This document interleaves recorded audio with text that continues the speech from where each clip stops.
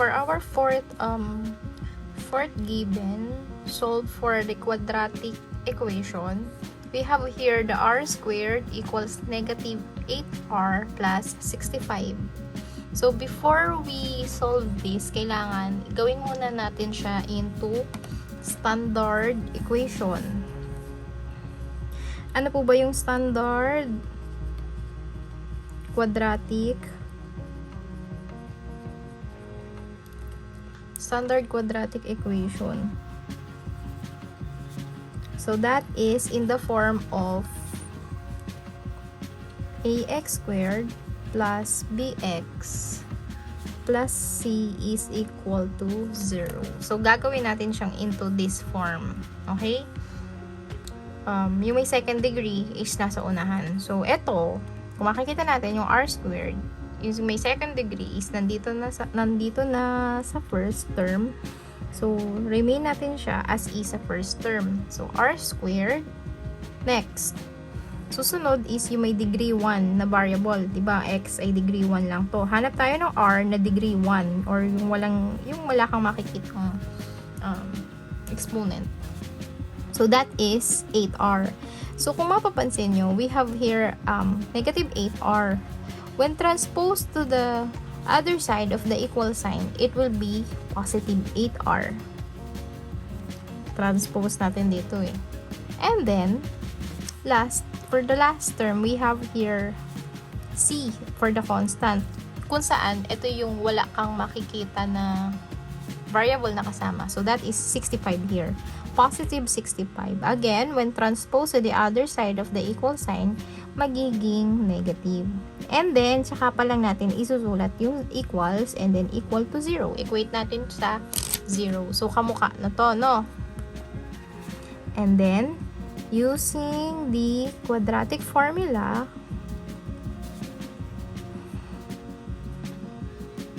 so what is the quadratic formula? Ang variable natin gamit is r. So, gamitin natin r is equal to negative b plus minus square root of b squared minus 4ac all over 2a.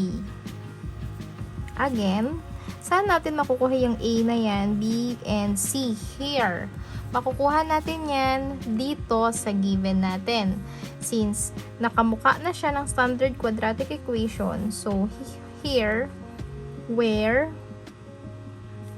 ang a natin ay equal to yung a na term dito sa first term, since wala siyang nakikitang number that is equivalent to 1. And then, ang b natin, second term, value nito ay 8, positive 8. And the value of z is, the constant is negative 65. Again, negative 65 po ha. Next, substitute na natin itong values na to dito sa quadratic formula. So, yung quadratic formula natin na negative b plus minus square root of b squared minus 4ac all over 2a is equal to negative b is 8, negative 8 kasi negative yung nasa formula eh.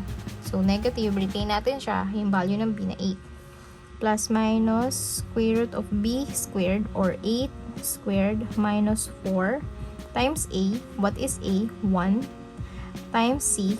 What is c here? Negative 65 all over 2 times a na 1. Again, solve na natin to. Negative 8 plus minus square root of 8 squared is 64. And then, minus 4. Nakikita natin, minus 4 times 1 is 4. But, times negative 65 is 260. So, kung makikita natin, negative yung 4, negative yung 65. So, magiging positive. All over 2 times 1 is 2.